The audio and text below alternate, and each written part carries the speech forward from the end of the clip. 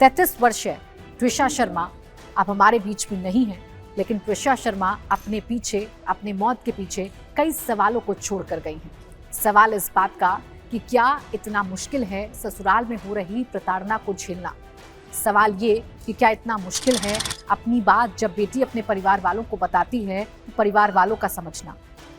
सवाल ये कि शादी के बाद क्या बेटी का अपने ऊपर से अधिकार खत्म हो जाता है, क्या लड़की का अपने ऊपर से अधिकार खत्म हो जाता है, क्या उसका खाना ना बनाना, ओपन विचारों का होना, पौधों को पानी ना देना इस बात के लिए जिम्मेदार है कि वो सुसाइड कर ले।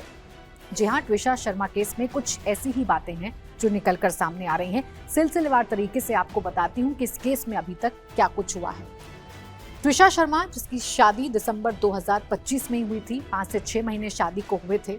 33 साल की ट्विशा शर्मा नोएडा की रहने वाली है, मॉडल और एक्ट्रेस हैं, मिस पुणे रह चुकी थी और समर्थ सिंह जो कि भोपाल का वकील है, उससे शादी हुई थी दिसंबर 2025 में।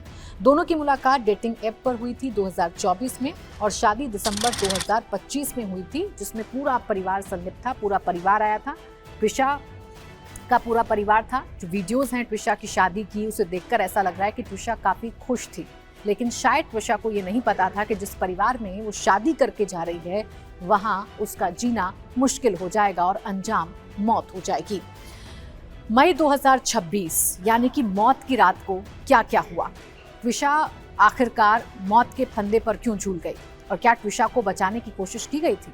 आखिरी पलों में ट्विशा के साथ क्या क्या हुआ था ये भी जान लीजिए। 12 मई की रात को ट्विशा को उनके भोपाल के कटारा हिल्स घर में लटका पाया गया, उनका शव पाया गया।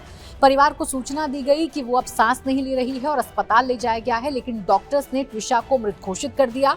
उसके परिवार का ये कहना है, यानी कि ट्विशा के परिवार का ये कहना है कि करीब 2 हफ्ते पहले उसने व्हाट्सएप पर संदेशों में कहा था कि वो ट्रैप महसूस कर रही है और परेशान है।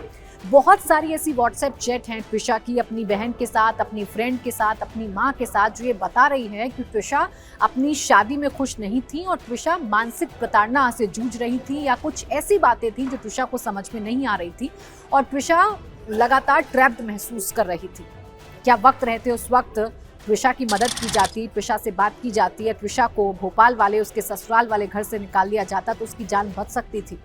ये अब सवाल है और इस सवाल पर सोचना जरूरी है तमाम परिवारों को।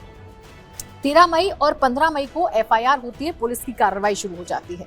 एफआईआर दर्ज की जाती है जिसमें दहेज, हत्या, मानसिक उत्पीड़न और क्रूरता के तहत समर्थ सिंह, जो कि पति है ट्विशा शर्मा का, समर्थ सिंह और उसकी सास गिरिबाला सिंह को लेकर ही बहुत सारे सवाल हैं जो पीड़ित परिवार पूछ रहा है, ट्विशा का परिवार पूछ रहा है, क्योंकि गिरिबाला सिंह पूर्व जज रह चुकी हैं और इन्फ्लुएंशियल परिवार है। पीड़ित परिवार की तरफ से आरोप लगाया गया कि गिरिबाला सिंह को चूंकि अग्रिम जमानत मिल गई है इस मामले में, तो इस केस को इन्फ्लुएंस कर सकती हैं, इस केस के सबूतों के साथ छेड़खानी कर सकती हैं।